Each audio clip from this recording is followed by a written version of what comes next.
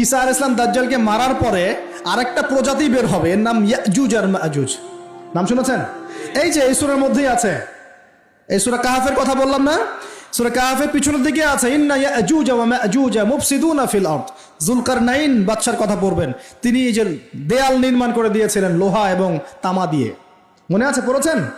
আচ্ছা, এই ইয়াজুজ আর মাজুজ যখন বের হবে পৃথিবীর পানি খেয়ে শেষ করে ফেলে দিবে একেবারে। এর এত বেশি হিংস্র হবে যে এদের সাথে লড়াই করার মতো ক্ষমতা কোনো মানুষেরই থাকবে না। এমনকি ঈসা আলাইহিস সালামেরও নয়। ঈসা আলাইহিস সালাম তুর পাহাড়ে চলে যাবেন মুসলিমদেরকে নিয়ে, তুর পাহাড়ের ভিতরে মুসলিমরা সেখানে লুকিয়ে থাকবে, পৃথিবীর মেসাকার অবস্থা হয়ে যাবে, পৃথিবীর পানি খেয়ে শেষ করে ফেলে দিবে একদম হিংস্র প্রজাতি। তখন ঈসা আলাইহিস সালাম আল্লাহর কাছে দোয়া করবেন, আল্লাহ এই বিভৎস এই জাতিকে ধ্বংস করো। আল্লাহ রাব্বুল আলামিন তখন ওই ইয়াজুজ আর মাজুজের এই কাঁধে, ঠিক কাঁধের মাঝখানে একটা ভাইরাস জন্ম দিবেন। কি জন্ম দিবেন? ওই যে বলি না মহামারীর ভাইরাস, অমুক ভাইরাস তমুক ভাইরাস, এই ভাইরাস আরও সামনে আছে বাকি এখনো। ওই ভাইরাসে, ওই পোকায়, ওই ব্যাকটেরিয়া বা যেটাই হোক আল্লাহ পাক যাই দিবেন, এতে করে ইয়াজুজ আর মাজুজের পুরো প্রজাতি ধপ ধপ ধপ করে মারা যাবে। মানে এটা ছোঁয়াচে রোগ হবে। কি রোগ হবে? ছোঁয়াচে। ঠিক যেমন আমরা একটু করোনা দেখলাম না, একজন থেকে আরেকজন, একজন থেকে আরেকজন, এরকম জিনিস চলবে আরো বিশ্বে। আর এখনকার নতুন রিসার্চ হচ্ছে ওই সাইবেরিয়া অঞ্চলের যে বরফগুলো আছে না, ওর নিচে এই 1 লাখ বছর, 1.5 লাখ বছর, 2 লাখ বছর আগের ভাইরাসগুলো নতুন করে জায়গা শুরু করেছে এখন। হ্যাঁ, এগুলো বিজ্ঞানীরা বলছেন যে এগুলো আবার কোন দিন জানি পৃথিবীতে আত্মপ্রকাশ করা শুরু হয়। সব কিছুই ঘটবে। বিশ্বটার খুব রহস্য আছে, বিশ্বটার অনেক রহস্য আছে। আল্লাহ পাক এগুলো খেলার ছলে সৃষ্টি করেন নাই, পরীক্ষা। লিয়াবলুয়াকুম আইয়ুকুম আহসানু আমালা, আল্লাহ পাক বলেছেন। এরপরে ইয়াজুজ আর মাজুজের সব প্রজাতি মারা যাবে। নবীজি বলছেন জমিনে কোনো জায়গায় ফাঁকা থাকবে না, সমস্ত জায়গাতেই ওদের দেহ পড়ে থাকবে। আল্লাহু আকবার। এরপরে ঈসা আলাইহিস সালাম আল্লাহকে বলবেন, আল্লাহ জমিনটাকে পবিত্র করে দাও। আল্লাহ পাক কি করবেন জানেন? বড় বড় নখরওয়ালা, বড় বড় নখ আছে, নখ দেখেছেন? বড় বড় নখ, বড় বড় নখওয়ালা একটা স্পেশাল প্রজাতির পাখি আল্লাহ পাঠাবেন। কি পাঠাবেন? পাখি। এটা কোন পাখি, কি নাম আমরা জানি না। ঠিক এরকম করে এই এক শ্রেণীর পাখি আল্লাহ পাঠাবেন যাদের নখগুলো খুব বড় বড় হবে, বিশাল বিশাল নখ। এই নখগুলো দিয়ে তারা দেহগুলোকে উঠাবে, উঠিয়ে নিয়ে কোথায় যে ফেলে দেবে আল্লাহ ভালো জানেন। সুবহানাল্লাহ, আল্লাহু আকবার। আল্লাহ পাক বিশ্বে কত কি বাকি রেখেছেন এখন। এরপরে আল্লাহ পাক কি করবেন জানেন? আল্লাহ পাক বৃষ্টি বর্ষণ করবেন। এত বেশি বৃষ্টি হবে, এত বৃষ্টি হবে, জমিন ধুয়ে পরিষ্কার হয়ে যাবে। হাদিসে আসছে জমিন একদম চকচক করবে, জমিটা পরিষ্কার হয়ে চকচক করতে থাকবে। এরপরে কারণ ওই ভাইরাস তো ধুইতে হবে না, ভাইরাসকে ধুয়ে সাফ করতে হবে। তারপরে ঈসা আলাইহিস সালামের সময়ে বলা হচ্ছে, তার সময়ে একটা ডালিম, ডালিম দেখেছেন কিনা? আনার ডালিম, এই ডালিমের যে খোসা হয় না, এই ডালিমের খোসার নিচে একটা পুরো পরিবার আশ্রয় নিতে পারবে। কি বুঝলেন? এত বড় বড় ফল হবে, এত বরকত হবে জমিনের মধ্যে। কখন বরকত হয়? যখন একটা জনপদের অধিবাসীরা আল্লাহর সামনে আত্মসমর্পণ করে, তখন আল্লাহ বরকত দেয়। আমরা কি আত্মসমর্পণ করছি? এই জন্যই তো অর্থনৈতিক মন্দা চলছে। এমনি এমনি নাকি? সুদ খাচ্ছেন, দিব্যি ঘুষ খাচ্ছেন, দুর্নীতি করছেন, জেনা করছেন, মানুষের সম্পদ আত্মসাৎ করছেন, মাপে কম দিচ্ছেন, আবার নামাজও পড়ছেন, মাশাআল্লাহ। তো বরকত কোত্থেকে আসবে? তো বরকত কখন আসে? যখন একটা কম আল্লাহর সামনে সম্পূর্ণ আত্মসমর্পণ করে। একটা ডালিম হবে, এটা রূপকথা নয়, এগুলা গাল গল্প বলছি না। এই প্রতিটা কথা আল্লাহ পাকের ওহী থেকে আসছে, এর একটা কথা মিথ্যা হবে না ইনশাআল্লাহ তাআলা। বিশ্ববাসীরা দেখবে একটা ডালিমের নিচে একটা পরিবার আশ্রয় নিতে পারবে। এত স্পেসিফিকলি বলা হয়েছে হাদিসগুলোতে। নবী সাল্লাল্লাহু আলাইহি ওয়াসাল্লাম বলেছেন যে 10 জন ঘোড়সওয়ার, কয়জন ঘোড়সওয়ার? 10 জন ঘোড়সওয়ার বের হবে ইমাম মাহদির সময়, যারা খোঁজ নিতে যাবে যে দেখি দাজ্জাল বের হয়েছে কিনা। ঘোড়ায় করে খোঁজ নিতে যাবে, দেখি দাজ্জাল বের হয়েছে কিনা।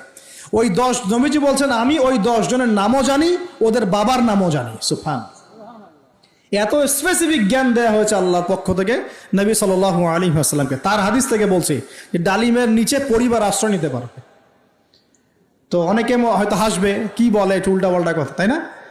নাস্তিকরা মনে করতে পারে যে হাসবে, আরে হাহারি এক দিয়ে রেখে দেবে। এখন মানুষ ফেসবুকের মতো চিন্তা করে, ফেসবুকের মতো হাসে, ফেসবুকের মতো কাঁদে। মানুষ এখন রোবটিক হয়ে গেছে। ঠিক আছে, আচ্ছা। তো এরপর কি? এরপরে বরকতের এই সময়টা শেষ হয়ে যাবে কখন? যখন মানুষ আবার সেই জেনা, পাপ, শিরিক, কুফর এগুলোতে লিপ্ত হবে। আল্লাহ রাসূল বলছেন এমন একটা মানুষও বাকি থাকবে না, একটা মানুষও না যে খালি লা ইলাহা ইল্লাল্লাহ কালিমাটা পড়তে জানে, এমন একটা মানুষও বাকি থাকবে না। বলেন নাউজুবিল্লাহ। ওরা হবে এই পৃথিবীর সবচেয়ে নিকৃষ্ট মানুষ। ওদের চেয়ে নিকৃষ্ট কোনো মানুষ এই পৃথিবীতে হবে না। এখনো কি এরকম সময় আসছে? আসে নাই। এখন কি লা ইলাহা ইল্লাল্লাহ আছে না? আছে। হ্যাঁ, হয়তো তার পূর্ণাঙ্গ প্রয়োগটা নাই, কিন্তু কালিমা তো আছে কি না? তখন নবীজি বলছেন এমন একটা যুগ আসবে যে লা ইলাহা ইল্লাল্লাহ বলার মতো একটা মানুষ খুঁজে পাওয়া যাবে না। আর মানুষ রাস্তাঘাটে কুকুরের মতো জেনা করবে। রাস্তাঘাটে কুকুর যেমন সঙ্গম করে না রাস্তাঘাটে, ওই রকম করে মানুষ রাস্তাঘাটে জেনা করবে। ওই সময়ে আল্লাহ রাব্বুল আলামিন পশ্চিম দিক থেকে সূর্য উঠাবেন। কোন দিক থেকে? সূর্য সত্যি সত্যি পশ্চিম দিকে উঠবে। পৃথিবী একদিকে ঘুরছে না এখন? কে জানে আল্লাহ পাক পৃথিবীর ঘূর্ণন থামিয়ে উল্টা দিকে ঘোরাতে পারেন না? অবশ্যই পারেন। আল্লাহ পাকের জন্য এটা খালি বলা, কুন ফায়াকুন, হও হয়ে যাও, ব্যাস ব্যাস। আমি কয়েকদিন আগে রিপোর্ট দেখেছি, পৃথিবীর নিচে কিন্তু আগুনের স্তর আছে। আচ্ছা, জানেন তো পৃথিবীর নিচে আগ্নেয়গিরিগুলো আছে। পৃথিবীর ভিতরেও একটা ঘূর্ণন হয়, সেই ঘূর্ণনের দিক পরিবর্তন হচ্ছে দিন দিন, এমনটা রিপোর্ট এসেছে। দেখেন, আপনি ইন্টারনেট ঘাটাঘাটি করেন, দেখেন। আর অনেকে রিপোর্ট করছে যে পৃথিবী আগে যে গতিতে ঘুরতো, এখন পৃথিবীর ঘূর্ণন গতি একটু বেড়ে গেছে। দেখেন রিপোর্ট, দেখেন। ঘূর্ণন গতি বেড়ে যাওয়ার মানে হচ্ছে টাইম দ্রুত পাস করবে। আর শেষ জামানার হাদিস এটাও আছে যে সময় দ্রুত পাস করবে, আছে না? এটা হাদিস আসছে। তো প্রিয় ভাইরা, এই সময়ে মানুষ খারাপ হওয়া শুরু করার পরে এমন খারাপ হবে, আল্লাহর নাম নেওয়ার মতো কোনো মানুষ থাকবে না, আল্লাহ আল্লাহ বলার মতো কোনো মানুষ থাকবে না। তখন পশ্চিম দিক থেকে সূর্য উঠবে। কিভাবে কিয়ামত হবে? নবীজি বলছেন একজন ব্যক্তি পানি খাওয়ার জন্যে পাত্রটাকে মুখের সামনে নিবে, পানি গিলতে পারবে না, কিয়ামত হয়ে যাবে। নাউযুবিল্লাহ। ইযা ওয়াকাআতিল ওয়াকিআ লাইসা লিওয়াকাআতিহা কাযিবা আল কারিআতু মাল কারিআ ওয়া মা আদরাকা মাল কারিআ। আছে না? আম্মা ইয়াতাসাআলুন আনিন নাবাইল আযীম। কত সূরা আছে কিয়ামত সংক্রান্ত, পড়ে দেখেন। ইযা যুলজিলাতিল আরদু জিলজালাহা ওয়া আখরাজাতিল আরদু আসকালাহা ইযা শামসু কুবিরাত ওয়া ইযা নুজুমু কাদারাত। এই সূরাগুলো পড়ে দেখেন। আম্মা পাড়ার শেষ পাড়াটা, যেটা 30তম পাড়া, এর সূরাগুলো পড়ে দেখেন। কিয়ামত চোখে দেখতে পারবেন ইনশাআল্লাহ। সিংহায় ফুঁক দেওয়া হবে। আল্লাহ পাকের ফেরেশতার এত ক্ষমতা আল্লাহ দিয়েছেন, একটা ফুয়ে পুরো মহাবিশ্ব ধ্বংস হয়ে যাবে ইনশাআল্লাহ। চারটাখানি কথা নাকি? দ্বিতীয় ফুৎকারে আবার সবাইকে জীবিত করা হবে। এবং এই যে দুনিয়ার জীবনটা আমরা কাটাচ্ছি, এই 30, 40, 50, 60, 100 বছরের জীবন, এই জীবনের এক একটা হিসেব আল্লাহর সামনে দাঁড়িয়ে সেদিন দেওয়া লাগবে।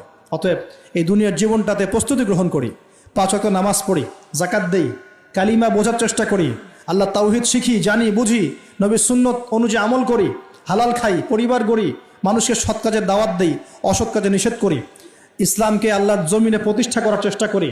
আল্লাহ পাক যা দিয়েছেন, জানমাল, সময়, শ্রম, আল্লাহ পাক যা দিয়েছেন, ক্ষমতা, প্রতিপত্তি, সম্পদ, এগুলোকে আল্লাহর দিনের জন্য ব্যয় করি। ইনশাআল্লাহ দুনিয়া সফল হব, পরকালে সফল হবে ইনশাআল্লাহ আযজা ওয়া জাল। আল্লাহ পাক আমাদের সবাইকে সমকালীন ফিতনাগুলো সম্পর্কে সচেতন থাকার তৌফিক দান করুন, এবং এই রমজান, আসন্ন রমজানে পরিপূর্ণরূপে ইবাদত করার তৌফিক দান করুন, এবং এই ইবাদত এবং শিক্ষাগুলোকে সারা বছর ধরে রাখার তৌফিক দান করুন, এবং জামানা সম্পর্কে সচেতন থেকে আগামী দিনে যা হবে সেভাবে পদক্ষেপ নেওয়ার তৌফিক আল্লাহ পাক দান করুন। আমিন।